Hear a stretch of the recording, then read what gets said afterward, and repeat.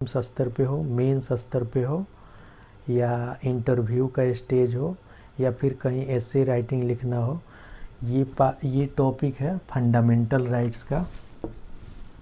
इससे current affair के भी सबसे ज़्यादा क्वेश्चंस निकलते हैं और डे टू डे लाइफ में इसका इस्तेमाल सबसे ज़्यादा होता है। कोर्ट्स में सबसे ज़्यादा केसेज की पेंडेंसी इन्हीं मामलों में होती है, फंडामेंटल राइट्स के मामलों में। तो सबसे पहले हम देखेंगे कि फंडामेंटल राइट्स क्या होते हैं। इसको समझने के लिए हम एक बैकग्राउंड से पिक्चर उठाते हैं कि राइट्स क्या होते हैं। राइट्स क्या होते हैं, अधिकार किसे कहते हैं, अधिकार किसे कहते हैं। एक लाइन में अगर समझा जाए कि अधिकार क्या होता है, राइट्स क्या होता है, तो राइट्स का मतलब होता है फ्रीडम, स्वतंत्रता। स्वतंत्रता को ही अधिकार कहा जाता है।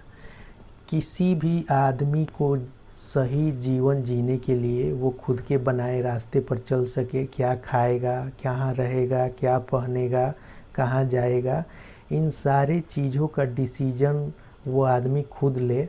अपनी ज़िंदगी को खुशहाल बनाने के लिए कोई भी लिया गया डिसीजन जिसको सरकार सपोर्ट करे, उस पे बंदिशें ना लगाए, समाज सोसाइटी उस पे बंदिशें ना लगा सके, उसको हम राइट्स कहते हैं, अधिकार कहते हैं।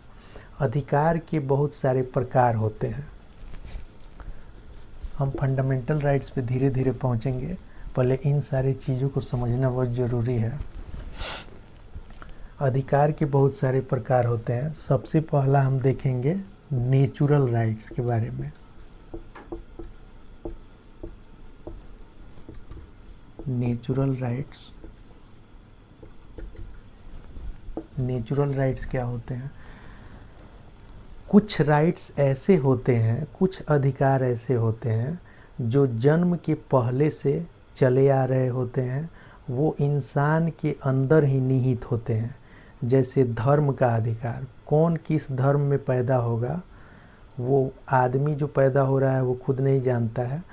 जीवन जीने का अधिकार, right to life, right to life, right to religion,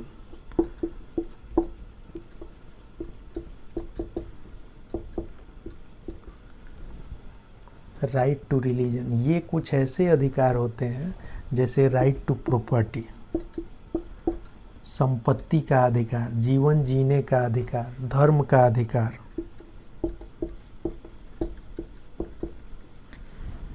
ये सब कुछ ऐसे राइट्स होते हैं जो इंसान के जीवन के शुरुआत से ही या फिर उसके जीवन के शुरू होने के पहले से ही उसके अंदर निहित होते हैं और इनको अलग नहीं किया जा सकता है।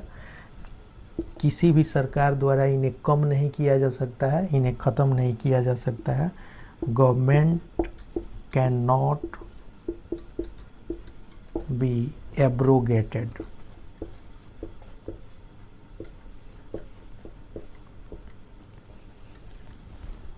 सरकारें इन्हें छीन नहीं सकती हैं। ये नेचुरल राइट्स ऐसे होते हैं जिसे छीना नहीं जा सकता है।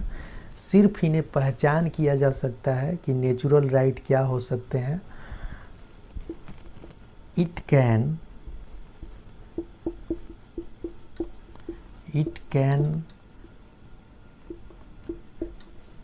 only be recognized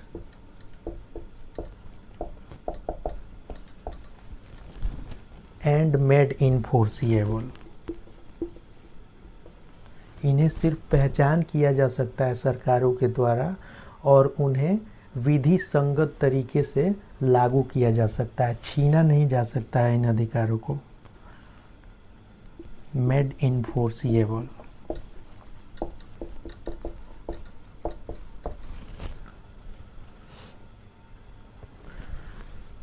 दूसरे राइट पे आते हैं, सिविल राइट्स।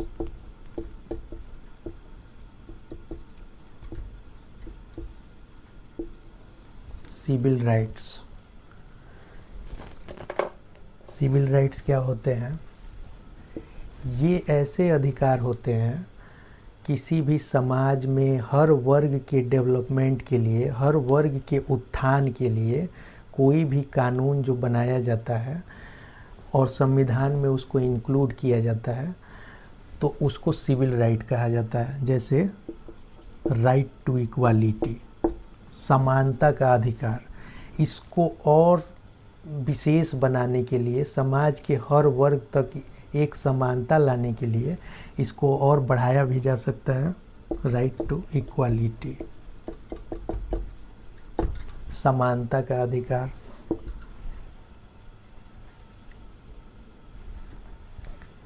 राइट अगेंस्ट,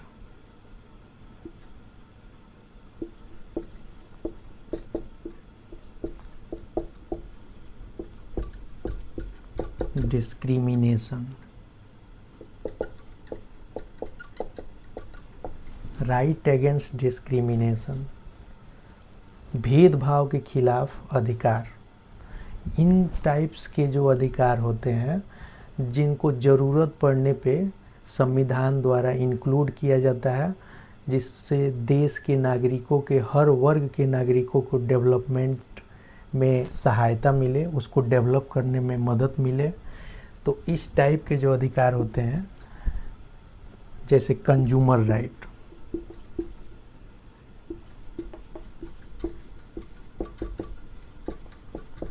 इस टाइप के जो अधिकार होते हैं उन्हें सिविल राइट्स का दर्जा दिया जाता है। तीसरे राइट्स के बारे में बात करेंगे।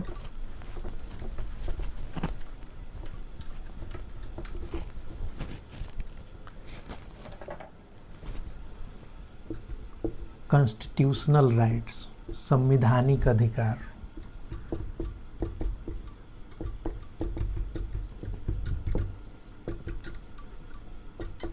कॉन्स्टिट्यूशनल राइट्स, संवैधानिक अधिकार।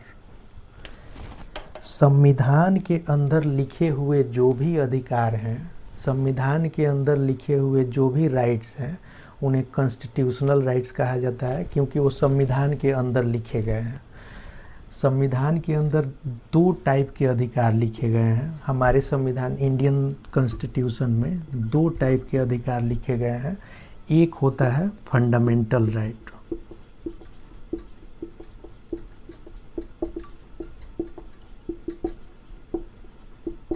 और दूसरा है लीगल राइट।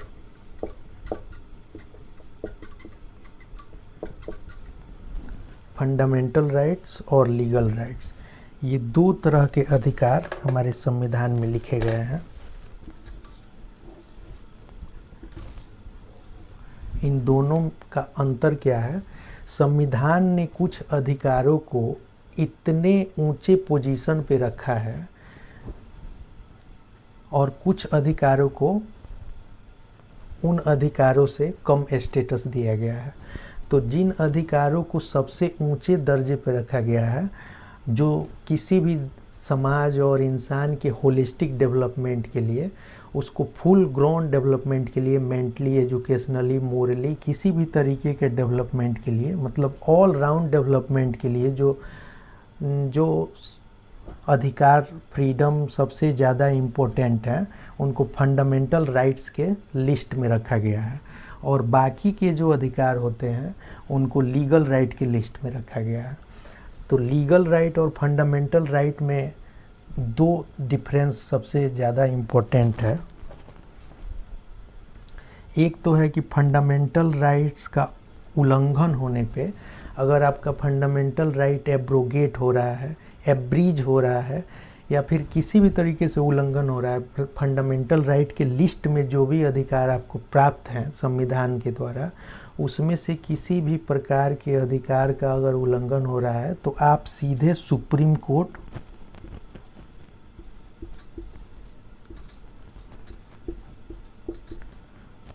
और हाई कोर्ट में अपील कर सकते हैं। सुप्रीम कोर्ट में आर्टिकल 32 के इस्तेमाल से जाया जाता है और हाई कोर्ट में आर्टिकल 226 के इस्तेमाल से 226 आर्टिकल के इस्तेमाल से हाई कोर्ट में फंडामेंटल राइट्स के उल्लंघन के लिए डायरेक्ट अपील किया जा सकता है। फंडामेंटल राइट्स का उल्लंघन होने पे सुप्रीम कोर्ट में डायरेक्ट अपील किया जा सकता है आर्टिकल 32 का इस्तेमाल करके, और हाई कोर्ट में भी डायरेक्ट अपील किया जा सकता है आर्टिकल 226 का इस्तेमाल करके। लेकिन लीगल राइट्स के केस में, अगर लीगल राइट्स में जो भी अधिकार आपको दिए गए हैं तो इसमें आपका अधिकार अगर हनन होता है तो आप कोर्ट्स के हायरार्की को फॉलो करेंगे। जैसे सबसे पहले आप डिस्ट्रिक्ट कोर्ट में जाएंगे, उसके बाद आप हाई कोर्ट में अपील करेंगे, उसके बाद आप सुप्रीम कोर्ट में अपील करेंगे। तो कोर्ट्स के हायरार्की को फॉलो करते हुए लीगल राइट्स को आपको बचाना है। लेकिन फंडामेंटल राइट्स के केस में सीधे आप डायरेक्ट सुप्रीम कोर्ट का दरवाज़ा खटखटा सकते हैं। अब हम आते हैं फंडामेंटल राइट्स के बेसिक फीचर्स पे। सबसे पहले हम देखते हैं कि कितने टाइप के फंडामेंटल राइट्स हैं। Types of fundamental rights.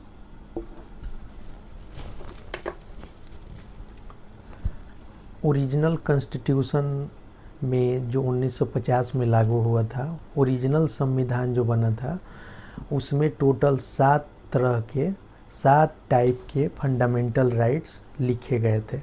कौन 7 टाइप के फंडामेंटल राइट्स हैं? राइट टू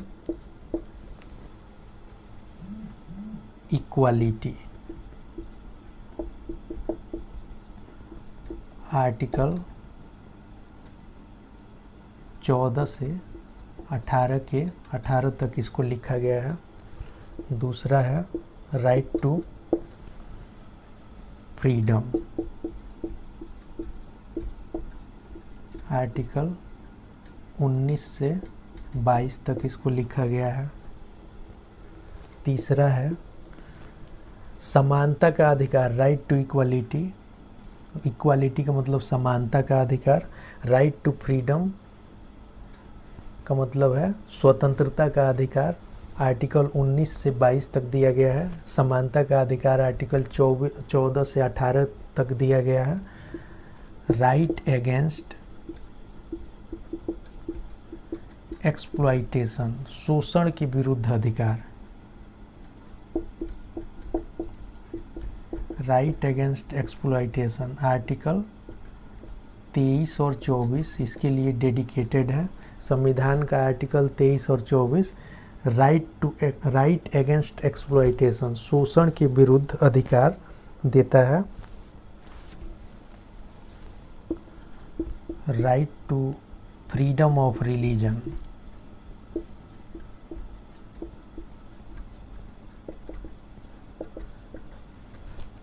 धर्म की स्वतंत्रता का अधिकार। धर्म की स्वतंत्रता का अधिकार ये आर्टिकल 25 से 25 से 28 के बीच में, 25 से 28 तक इसको दिया गया है। पांचवा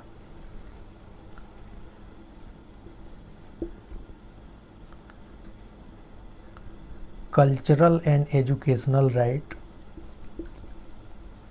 कल्चरल एंड एजुकेशनल राइट इसको दिया गया है 29 और 30 में। आर्टिकल 29 और 30 में कल्चरल एंड एजुकेशनल राइट के बारे में जिक्र है। छठा फंडामेंटल राइट। फंडामेंटल राइट का मतलब होता है मौलिक अधिकार हिंदी में। मौलिक अधिकार। छठा फंडामेंटल राइट है राइट टू प्रॉपर्टी, संपत्ति का अधिकार।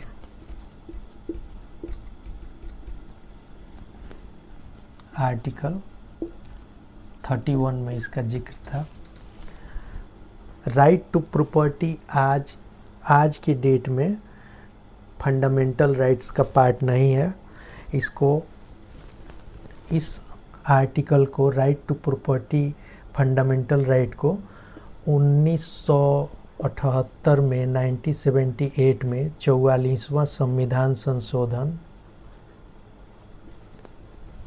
44वां amendment to the constitution of India, इसको इस प्रोविजन फंडामेंटल राइट्स की लिस्ट से निकाल के लीगल राइट्स की लिस्ट में डाला गया है। लीगल राइट्स की लिस्ट में आर्टिकल 300A में राइट टू प्रॉपर्टी को डाला गया है। क्यों इस राइट टू प्रॉपर्टी को फंडामेंटल राइट की लिस्ट से निकाल के लीगल राइट की लिस्ट में डाला गया है, इस पे हम जब आर्टिकल एक एक आर्टिकल के बारे में चर्चा करते जाएंगे तो इसके बारे में हम वहाँ पढ़ेंगे। 7वां राइट है right to constitutional remedy. Constitutional remedy article 32 में इसको दिया गया है। ये 7 तरह के फंडामेंटल राइट संविधान में दिए गए थे। अभी 6 तरह के फंडामेंटल राइट हैं संविधान में है। एक राइट टू प्रॉपर्टी को निकाल के 44वां संविधान संशोधन 1978 से आर्टिकल 300A के कैटेगरी को बना के लीगल राइट्स के लिस्ट में इसको डाल दिया गया है। राइट टू कॉन्स्टिट्यूशनल रेमेडी को डॉक्टर अंबेडकर ने राइट टू कॉन्स्टिट्यूशनल रेमेडी को डॉक्टर अंबेडकर ने राइट टू कॉन्स्टिट्यूशनल रेमेडी को डॉक्टर भीमराव अंबेडकर ने heart and soul of the constitution कहा था, क्योंकि इस आर्टिकल का इस्तेमाल करके फंडामेंटल राइट का उल्लंघन होने पे सीधे सुप्रीम कोर्ट और हाई कोर्ट में अपील किया जा सकता है। इसलिए डॉक्टर अंबेडकर ने आर्टिकल 32 को संविधान का हार्ट एंड सोल कहा था। अब बाकी फीचर्स के बारे में हम चर्चा करेंगे। बाकी फीचर्स के बारे में चर्चा करेंगे फंडामेंटल राइट्स के। क्या फंडामेंटल राइट का अमेंडमेंट किया जा सकता है? क्या फंडामेंटल राइट को हटाया जा सकता है? फंडामेंटल पार्ट 3 के लिस्ट से क्या फंडामेंटल राइट को पार्लियामेंट हटा सकती है? तो इसका आंसर है यस। फंडामेंटल राइट को अमेंडमेंट किया जा सकता है। उसी अधिकार का इस्तेमाल करके राइट टू प्रॉपर्टी को पार्लियामेंट ने निकाल के लीगल राइट के लिस्ट में डाला था। दूसरा चीज़, फंडामेंटल राइट्स को क्या इमरजेंसी के टाइम में सस्पेंड किया जा सकता है? क्या देश में आपातकाल के समय में फंडामेंटल राइट को सस्पेंड किया जा सकता है? तो इसका भी आंसर है यस। लेकिन 2 आर्टिकल ऐसे हैं except article 20 and 21, right against arrest and detention and right to life and liberty. इन 2 आर्टिकल को छोड़ के बाकी जितने भी फंडामेंटल राइट के आर्टिकल हैं उसको देश में आपातकाल के टाइम में उसको सस्पेंड किया जा सकता है। नेशनल इमरजेंसी के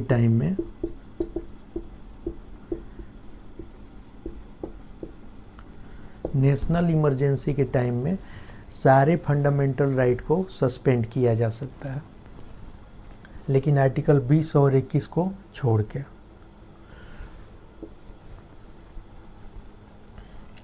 तीसरे फीचर्स पे आते हैं।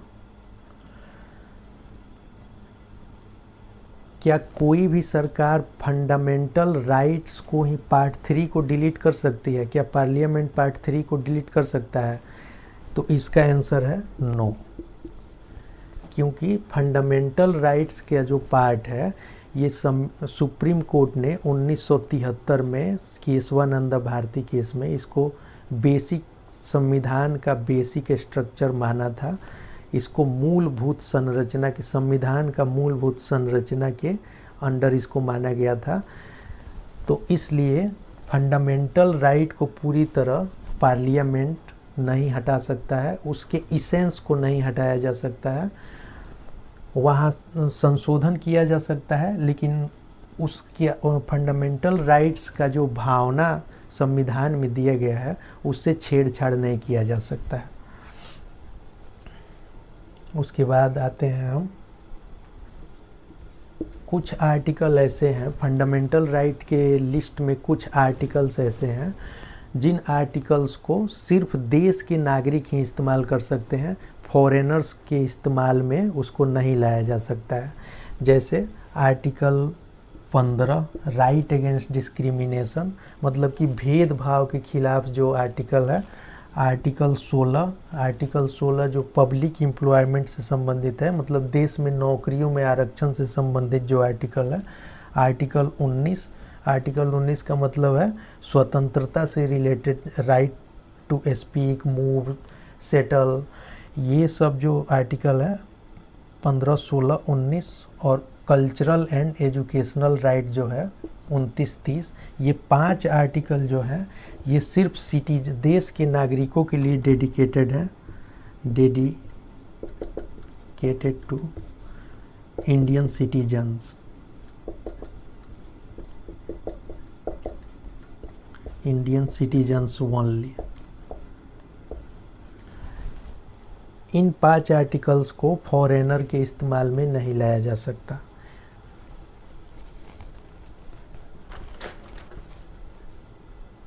एक फीचर और हम देखेंगे इसमें, क्या जो भी फंडामेंटल राइट्स में जो भी अधिकार नागरिकों को दिए गए हैं, देश के नागरिकों को जो भी अधिकार फंडामेंटल राइट्स के लिस्ट्स के द्वारा दिए गए हैं, क्या वो पूरे तरीके से एब्सोल्यूट हैं, मतलब कि उस पर कोई रोकथाम लगाम नहीं है?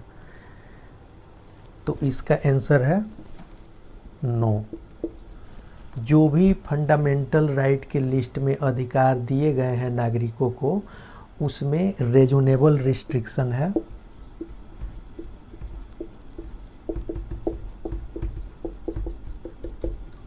रीजनेबल रिस्ट्रिक्शंस लगाए गए हैं, ताकि जैसे मान लीजिए कि फ्रीडम ऑफ स्पीच है, तो कोई व्यक्ति मंच पे चढ़ के ऐसा बयान ना देने लग जाए जो समाज में लड़ाई झगड़े का कारण बने। देश की यूनिटी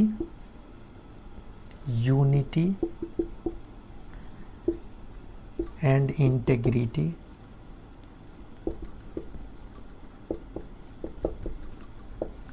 देश की यूनिटी और इंटेग्रिटी और लॉ एंड ऑर्डर सिचुएशन जहाँ पे क्रिएट हो जाए, इस तरह के फंडामेंटल राइट के खुला छूट के अगर दिया जाए, फंडामेंटल राइट का इस्तेमाल का अगर खुला छूट किसी आदमी को दिया जाए तो वो गलत इस्तेमाल भी कर सकता है। जैसे right to freedom of religion है, कल्चरल एंड एजुकेशनल राइट है, तो फ्रीडम ऑफ रिलीजन में जैसे अपने धर्म को बढ़ावा देने के लिए लोग मंदिर, मस्जिद, चर्च, किसी भी चीज़ का इस्तेमाल कर सकते हैं। तो आप रोड पे बैठ के नमाज़ पढ़ने लगे तो ट्रैफिक पूरा जाम हो जाएगा।